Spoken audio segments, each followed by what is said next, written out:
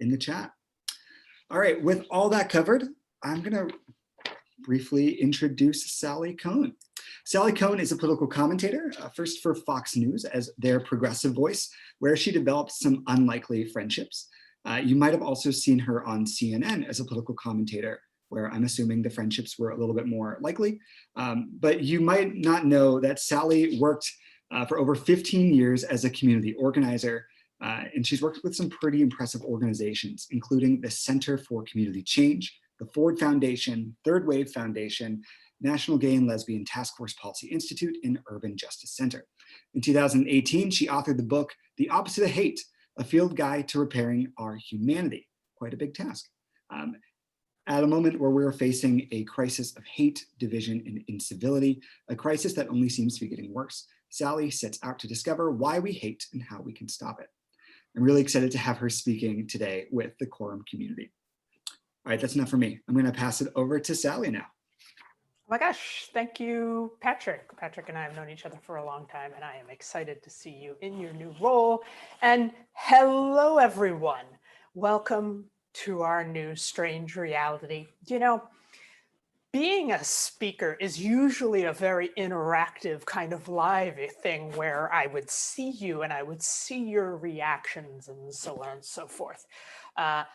This is, suffice to say, every time I do it, still insanely strange. So the good news is I'm egotistical enough to assume that you're just loving every word I'm saying.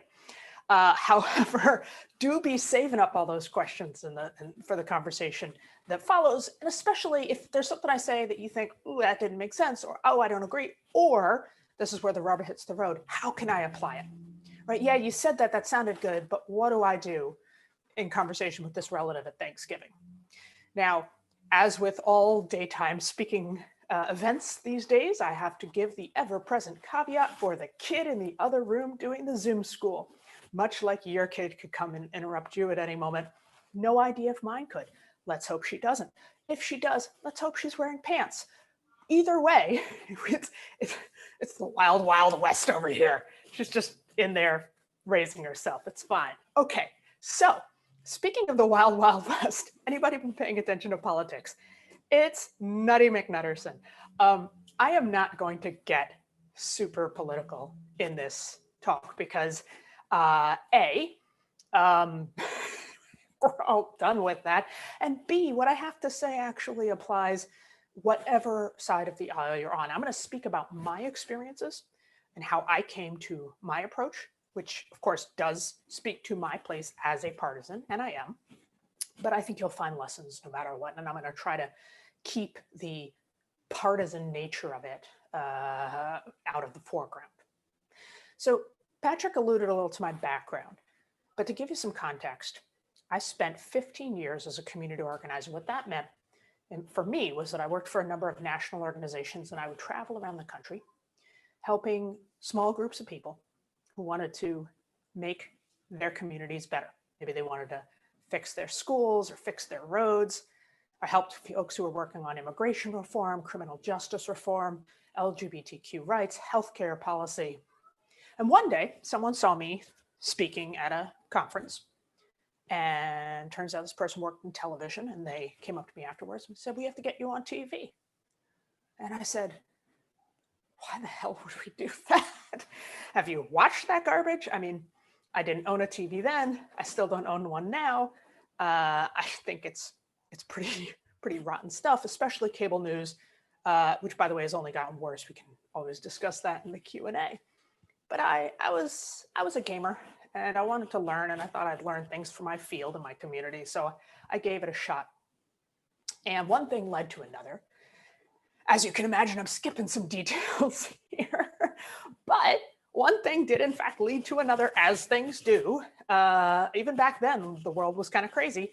And I ended up a paid commentator on Fox News. Now, let me pause here for a second and make two things clear if they are not already. Number one, if you don't already know me, you might not know that I am a flaming lefty. I mean, when we talk about people who are progressive, we talk about liberals, can put people on any part of the spectrum you want. No one is a monolith, right? No one is just one thing. But by and large, if we're going to go with averages, I am a lefty. When people talk about the far left, they mean me. Okay. And the second thing, if you can't tell, which by God, I hope you can, because I work really hard to make it obvious, is that I am super duper gay. Like on a scale of 1 to 10, super gay. So now, again, whatever your views may be, when you think about Fox News and the viewpoints and the people expressing those viewpoints, I'm pretty sure you do not picture me, right? Okay. So a lot of cognitive dissonance going on when I stepped into that role and throughout the 2.5 years that I was there, including 2.5 years I was there as a paid commentator, 3.5 total that I was going in and on air at Fox News.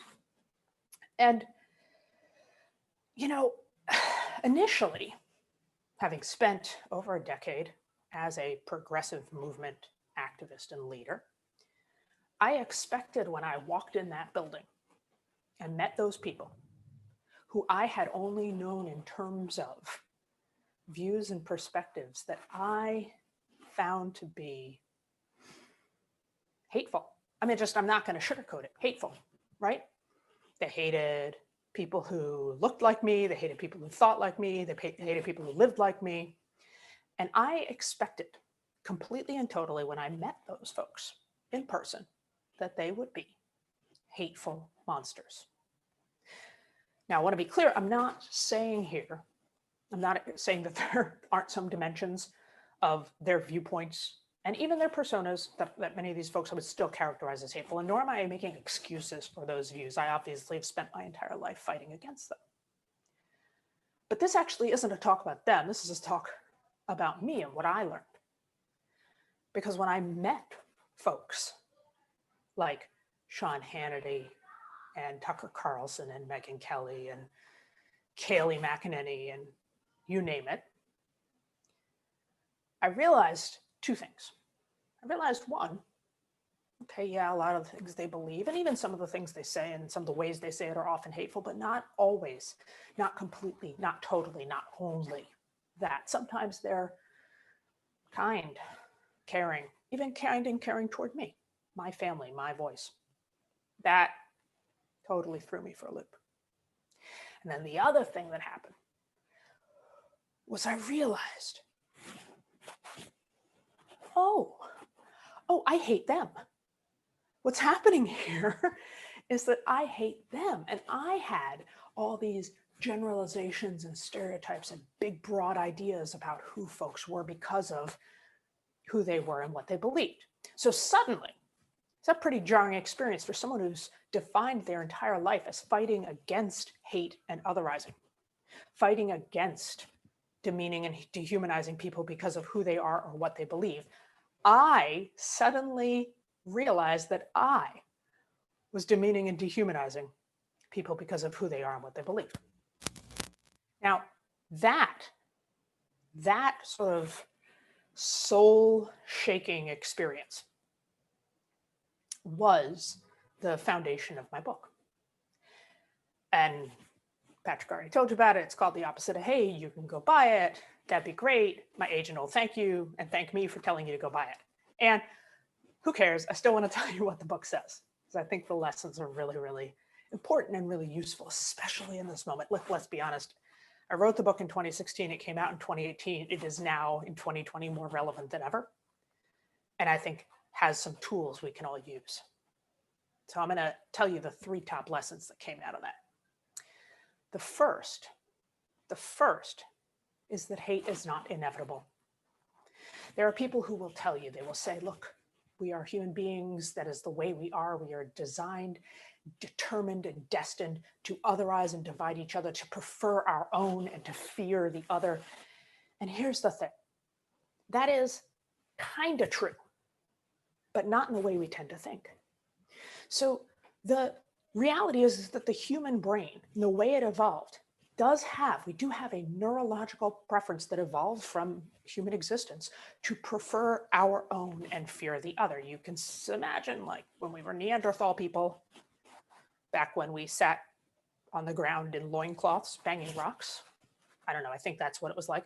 Anyway, you can imagine that if like a bunch of us were sitting in our loincloths banging our rocks and we saw a group of Neanderthals over yonder with their loincloths and rocks coming over the hill, we would initially fear them, right? That would make sense. That would be evolutionarily smart, because we don't know what they're going to do. They could want to hurt us. They could come take our rocks, or worse, our loincloths. So when we evolved this sort of safety, this sense that like the known is comfortable and safe, and the other known is to be looked at, or the unknown is to be looked at with a little fear or wariness. Okay. So that capacity is in fact hardwired into our brain. The capacity to otherize, the capacity to hate. But listen very carefully. Who we hate is not. Say it again. Who we hate is not hardwired into our brain. That's learned. One way to think about this is the difference between hardware and software, right? Hardware, the brains we all got when we popped out of the uterus, right? Just like when we went to the computer store, the brains we got, the ones we took home, have certain capacities hardwired into them, including this capacity to otherize, this capacity to hate, this capacity to fear the unknown and the other. But who we use that on, who we hate, who we otherize, that is learned. That's the programming, that's the software, right? That is what society has coded into our hardware. And that means we can also unlearn it, right? We can unlearn it. And by the way, there is boatloads of research from sociology and psychology that proves this very fact. You probably can come up with examples in your own life that reinforce it, but we know, for instance, that just putting people, researchers will do experiments. Obviously, Sally, that's what researchers do. Researchers will do experiments where they will take a group of folks, multiracial, black, white, brown, put them in two groups. Don't even explain what's happening. There's no one talked about race. No one pointed it out. Said, oh, we're going to put you guys are going to be one group. You guys are going to be the other. In fact, they give them names like sport teams. You guys are going to be the Lions. You guys are going to be the Tigers. That's it. That's all they do. And it turns out, and they test people's unconscious racial bias before and after that one act. And just being a part of a team, a group, a shared identity that just so happens to be inclusive of folks who are like you, but also not like you, reduces everyone's unconscious racial bias. So now think about this for a second. And that's just one study. There's literally hundreds. Think about this for a second. If you find that hard to believe, you're like, wait a second, Sally. How can it be that like one silly study like that, they put people in two teams and boom, reduces their unconscious racial bias in pre and post testing? That makes no sense. Think for a second. If it is relatively that easy to unprogram our bigotry, our bias, our otherizing, our tendencies to demean and dehumanize others because of who they are or what they believe. If it is that easy in an artificial research setting to do it, then imagine how hard we must be working as a society, day in and day out, to encode and reinforce that hate for it to be the way it is today. Right? When we talk about structural racism and structural misogyny and institutional bias and bigotry, we're obviously talking about the structural impediments to equality and justice for those communities who have been historically pushed or left on the margins.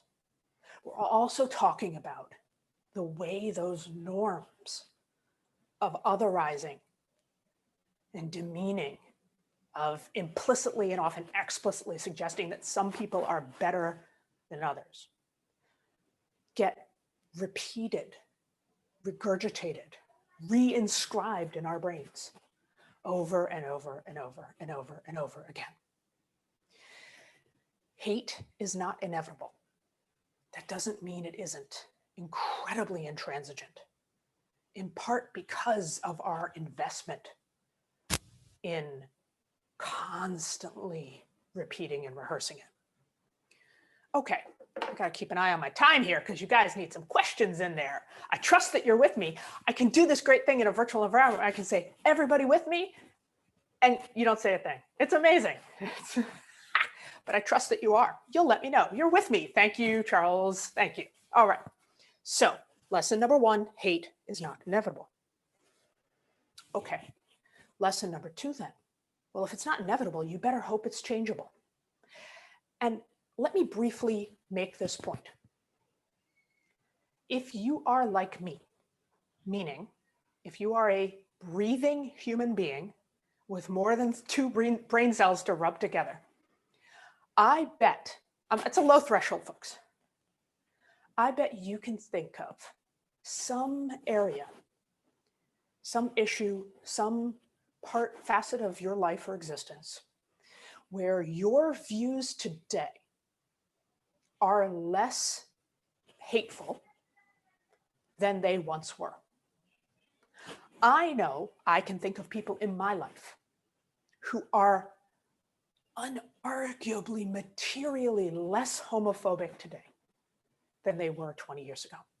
I'm not saying they've reached the mountaintop, but if we could, presumably there are tests of this, and if we gave them to them 20 years ago and today, you'd be like, holy heck, look at their scores. They're less homophobic. I can also, by the way, because I am humble / self-deprecating enough to admit it, point out that there are many areas where supposed, progressive icon or whatever, me, was more hateful in the past than I am today. There's no question. I mean, those of us who talk about social change, the only way societies change is when people change, and you have to believe that people change. And by the way, we are usually our own best evidence, right? People had to teach me. I had to learn about racism and Islamophobia and trans issues and disability rights. By the way, I had a lot to learn even about the issues and perspectives that touch my own identity, about misogyny and homophobia and internalized homophobia and anti-Semitism, right? It wasn't like I popped out of the womb woke. Anand Giridharadas, the incredibly brilliant writer, says we have to leave room among the woke for the still waking. And if we recognize that reality, we know that we all are in a constant process of learning and changing. And we have to be humble in recognizing that we don't get to condescendingly look at others as though, oh, I don't hate and they do. Now, I will tell you, probably, I don't know any of you, I can't even see any of you, you're probably not the most hateful group of people in the universe. That doesn't mean you don't have your own piece of the puzzle to solve. And again, when we talk about structural inequality, institutional injustice, let's be clear, those exist today, not because of a handful of overt bigots. Those kinds of enduring injustices and inequalities exist because people like you and me tacitly, implicitly perpetuate them. Now, it doesn't mean you may not be out there, right, carrying a torch, marching in a rally for hate. It doesn't mean you don't have a piece of responsibility. If we didn't all have a piece of responsibility, we wouldn't have the systemic problems and injustices we have today. So hate is changeable. The final point I want to make is it's not just changeable, it's actually preventable. And this is where you really can come in, because if you're the kind of person who is self-aware enough to know that there are inequalities in this world. By the way, we all occupy multiple spaces and places in the identity universe. And so we can be simultaneously on the oppressed end and on the privileged end. We can be the ones who are hurt by injustice and the ones who benefit from injustice. And it is impossible to sort that out, right? We ain't going to play the oppression Olympics. What we want to do is get to the place of self-awareness where we can, one, take responsibility for our own actions and the leadership and power that each of us have in our lives. And two, use whatever larger multiplying effect or force we have, whatever our role, whatever our space, whatever our place, to start to chip away at systemic inequality and injustice. So what does that mean? Go back to that research I told you. We know from research like that lions and tigers group thing, and we know from studies of racially integrated high schools and kindergartens and sports teams, right, that having integrated teams not only is the right thing to do from a moral perspective, not only is the practical thing to do from an audience or customer's perspective, but also reduces bias and hate among all of the people involved in those groups. So what does that mean? That means for you as an individual, you can interrogate your own mind. Not by like, I'm not talking about like hitting yourself with some kind of hair shirt. I think I'm mixing my self-flagellation metaphors here, but whatever. Not, you don't have to like attack yourself on it, but like just own it. Be like, look, it's like if you grew up in a world with polluted air, you inhaled some. You didn't mean to. And maybe it isn't your fault that the air is polluted to begin with, but now you got to figure out what you're going to do about it, both to keep yourself healthy, to be a healthier force yourself, and then also to detoxify the air for everyone. And so that can mean looking at yourself, things like, who do I read every day? What news sources, what columnists, what books, what authors? Am I only reading liberal writers? Am I only reading conservative writers? Am I only reading Black writers? Am I only reading white writers?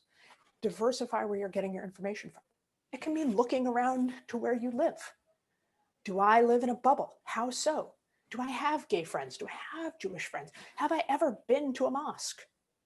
When people talk about X or Y, do I have a real experience? People I know and care about that I can test what I'm hearing against that. That becomes especially important in this day of misinformation and disinformation, to have your own reality check. And then there's that higher, like, what do you do in your role with your position in big and small ways? Depends on who you are and what you do to, again, start to chip away at structural injustice, start to make that air more breathable, less toxic for everyone. And that can mean looking at who you hire. Yes, of course, when you have a position open, you're going to hire the person who is most qualified for the job. But how are you getting your applicant pool, right? And are you sending that application to the local LGBTQ student group or the veterans group and saying, hey, if you've got any folks, encourage them to apply, right? What are you doing when you're bringing in speakers, when you are looking to expertise, when you are sharing reading suggestions with your team, right? Whose voices, whose perspectives, whose platforms are you lifting up? And is that as equitable as it can be? When you're thinking about your customer base, right? How are you imagining the archetypal customer or client? And what are you doing to get outside of your own bubbles in the way you do that, right? So there are a number of ways to do it, but it's fundamentally only possible if you know that the world only changes when we change, right? And we only grow and change the world when we change. And by getting to actually not know, connect with, and build that deeper sense of shared community, common experience, right? The thing I'll end with is that this pandemic we're in is friggin' awful. That's an understatement. It is paradoxically this way in which we are all, we knew theoretically we'd say things like we're all in it together. Now we really know we're all in it together. And at the same time, we know we're not all in it together in the same way. This is a moment where you realize simultaneously how our fates are linked with each other, with the entire world, and how our fates are different, fundamentally shaped by the material and social realities in which we exist. It is unarguable that more Black and brown people are dying from COVID. It is undeniable that my kid can be in the other room doing Zoom school because we have the money to pay for high-speed internet, and kids who don't are going to fall further behind. So all of that it's this moment, it's an opportunity for us to wake up and to see those connections. At the same time, we also see the inequality. And then decide, what are we going to do about it? And that action begins with each of us. I'm going to stop there. To your obviously uproarious applause, thank you, thank you, thank you, thank you. Well, yeah, thank you, Patrick. And I think we've got some Q&A, which I'm super, super excited about, because we want the rubber to hit the road. And I want to help you work through what this actually means to try to unravel the hate in your heart and in your own day-to-day life. Awesome. So first question we have here is, can you think of a time when you got one of your Fox News pundits to change their mind on something? What was that process like? Great question. No. No. So here's the most important thing to remember, is that people who are professionally opinionated, present company included, by and large, are very, very hard to change their minds. You have to think about this, that they are literally invested in maintaining and deepening their opinion, right? Literally for both their public reputation and often for financial reasons. So it's very, very hard to change people's mind who are invested. And it's, by the way, even harder to do it in public, right? Because in public, when your whole fan base is watching you, there are too many disincentives at work. Now, sure, privately, you see little wiggle room here, but let's be clear about two things. One, my main goal was never to change Sean Hannity's mind. I was never going to change Sean Hannity's mind. My main goal was to talk to the people Sean Hannity talks to, right? And this is a really important thing to remember. I won't tell you who I voted for in 2016, but I will tell you that I don't agree with everything she stands for. People who voted for her opponent are not the same as her opponent. People who watch Sean Hannity are not Sean Hannity. It's really important to remember that. At the time, by the way, when I was on Fox, there were more Democrats watching Fox than MSNBC and CNN combined. So there are a lot of people in this world, and they are not all the same. So my goal was to talk to them, certainly the ones who had a little wiggle room. And the second thing is, you got to bear in mind, and again, think about when if you want to know how to change someone else's mind, think about a time when your mind was changed. And I will fairly consistently bet that two things are true. One, no one yelled at you into changing your mind. It wasn't some time where someone attacked you, insulted you, screamed at you, that changed your mind, number one. And number two, it didn't happen in one moment. It was gradual. Something may have happened. You may have met someone or had some conversation or had some experience that led to a new curiosity that you then followed a little slowly, haltingly. It's a process. It doesn't happen like that. And so what you're doing is trying to create openings for people to be both curious about other perspectives and frankly interrogate their own.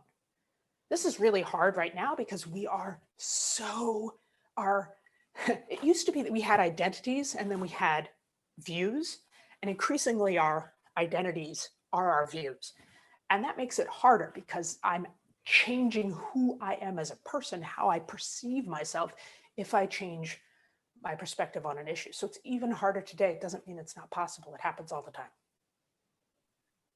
Next question we have is, how do we help family and friends that have views that they don't recognize as hateful, but they are obviously discriminatory or based on disparaging stereotypes? How do we help our friends and family? Okay, first of all, I love the way that question's framed because it's from a helping perspective. I have heard a lot of people in this time, and again, I'm not trying to put too much of a partisan veil on this, but I've heard a lot of people say, you know, my uncle so-and-so, forget it. I'm done with him. I've written him off. He's out of the family. I'm banishing him. I'm ostracizing him because of how he voted, because of what he believes. And that's fine if you want him to keep believing that for the rest of his life. If that's your goal, then that's the way to do it. If your goal is to help Uncle so-and-so, to grow and change in the way that you are hopefully humble enough to admit that you have grown and changed, then I will tell you right now, let's go back to the brain science on how persuasion and change and all of this and hate works. Persuasion happens here. This is the prefrontal cortex. This is where we do reasoning and thinking and reflecting. If you want to change someone's mind, if you want to change your own mind, you're using this part of your brain. When we yell at someone, attack someone, criticize someone, insult someone, or just in general get into an argument, all brain studies show that the prefrontal cortex shuts down and the lizard brain, the fight or flight brain, the old brain, it's called the upstairs brain, the downstairs brain clicks on. And people pick a side. Generally, they pick the side they were already on, not your side. And that's it. No, nothing's happening. For this part of the brain to stay involved, to stay turned on and engaged, there's two tricks. One is conversation. Conversation. You need to have a conversation with someone. The best way to do that is questions. Get genuinely curious. You know, there are a lot of people who think if I even have a civil conversation right now with someone who disagrees with me or someone whose views I find hateful, that that's somehow the same thing as agreeing with them. Would you just spend a second thinking about how crazy that is? Trying to understand how someone thinks is not the same as agreeing with them. We've really fallen into some pretty problematic dynamics as a society right now in terms of our ability to just listen to each other. Right? Just listening to someone isn't the same thing as repeating or agreeing with what they're saying. So part of it is just asking questions, getting really genuinely non-judgmentally curious. Why do you believe that? Because you can't possibly change someone's mind if you don't first actually understand what they think. And often we think we know, and we don't. And the second is stories. There's a lot of research on stories and persuasion. Stories, believe it or not, when they actually hook people up to fMRIs, a person who's trying to be persuaded with a person trying to do the persuading, it's super cool Star Trek stuff. Their brains actually start to sync. The brain waves start to match each other. And that happens most when the person doing the persuading is telling a story. So it's not, I think you are this, I think you are that, but help me understand.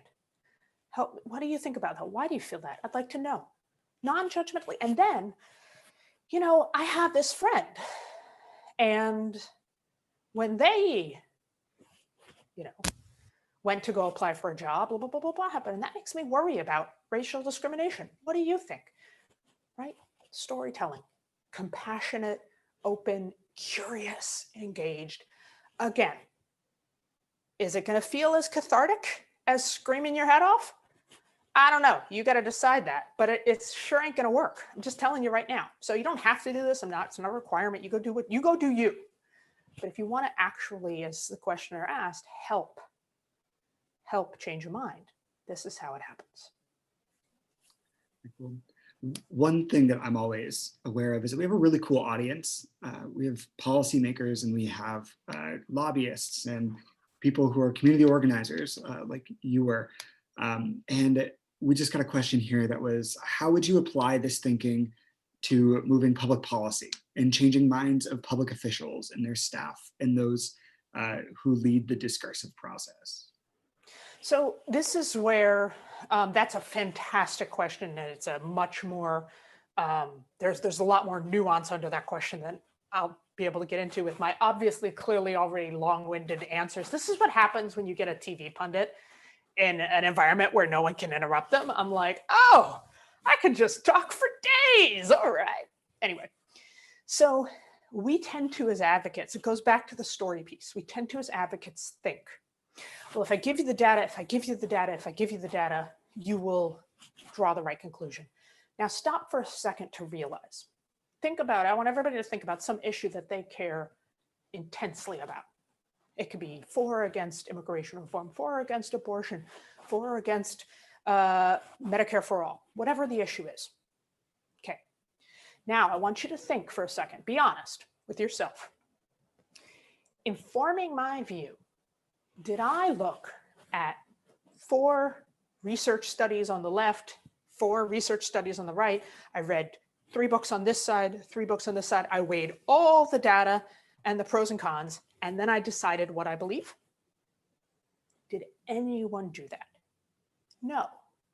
The fact is, more than we care to admit, our views are feelings. Our views are feelings. And then we backfill them with facts. And then what happens is when we talk to or engage with people who have different views, we think that we can persuade them with facts.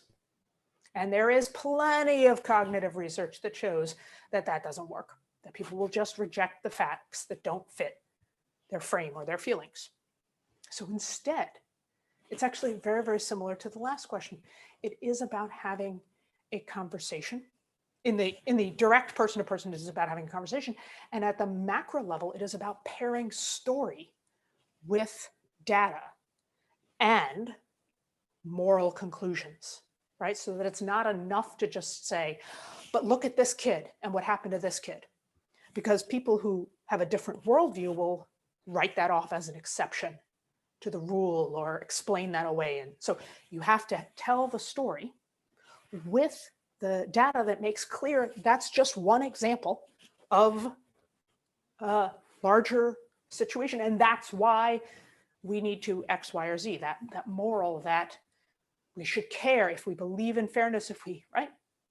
And it's not saying you're wrong, you're this, you're that, you don't know the facts, you don't know the, right? Because the problem is if you're attacking people's beliefs, you're ultimately attacking their feelings.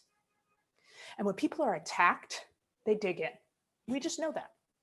You know that, right?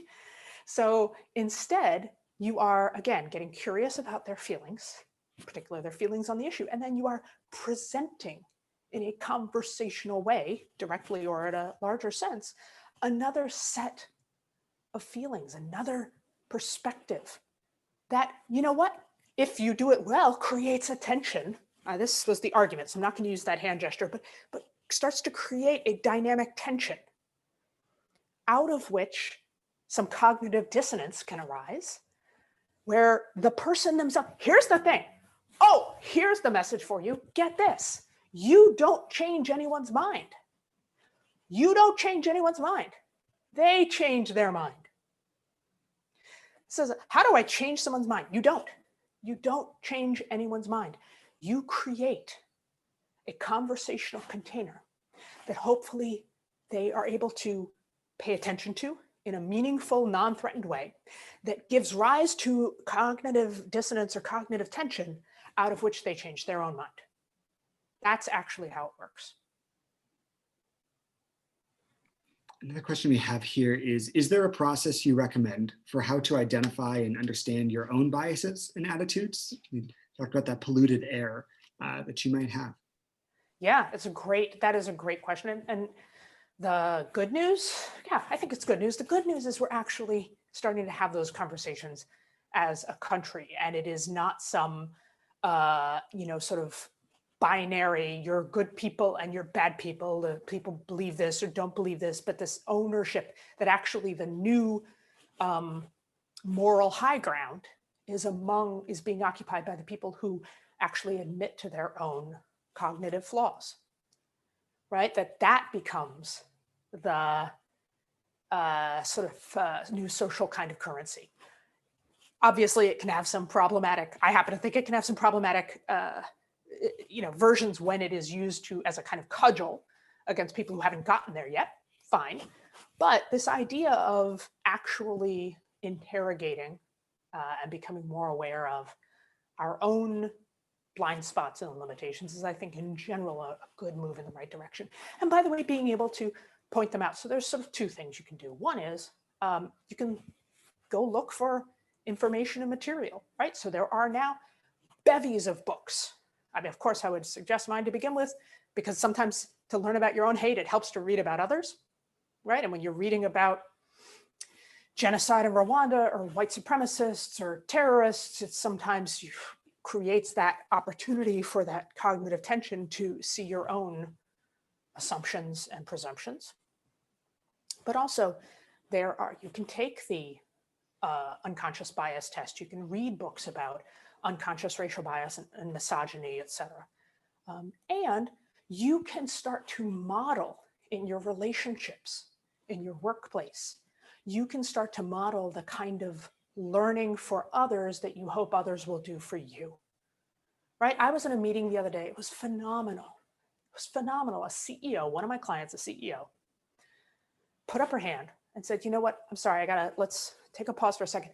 I need someone to help me understand this. And it was said with humility, it was said with openness. It was on a particular, social issue. In this case, it was related to trans folk. There was a dimension of gender identity that she wasn't understanding, and she wanted to step right up and, as the CEO, lead and show by asking for help. And what that also does is create space for her to, as someone who occupies multiple identities and certainly has much to teach as well, to create those opportunities, those containers for others in our company. It was a pretty powerful moment. And I hope those are the moments we're going to see more and more of, especially, by the way, interpersonally and not on social media and not, it's where that change tends to happen. Awesome. Well, thank you so much for joining us today, Sally. The thing that I came away with, especially the first time I heard you, was the idea that it's not our job as individuals to change people's minds and thus change their attitudes and their identities, but just to help depollute the air that exists around them, to help them change their own mind, things like that. So thank you so much for participating today. And thank you everybody who's attended this panel and asked questions and post things in the chat. And I'm looking forward to continuing this conversation with y'all. I would be remiss if I didn't plug our Path for Progress initiative that Kohn's working on to help have these conversations in the workplace and to help small to medium-sized businesses make their employee groups more inclusive and just a more welcoming environment for everyone. So thank you so much, Sally. Such a pleasure. Really enjoyed it. Thanks, everybody. Awesome.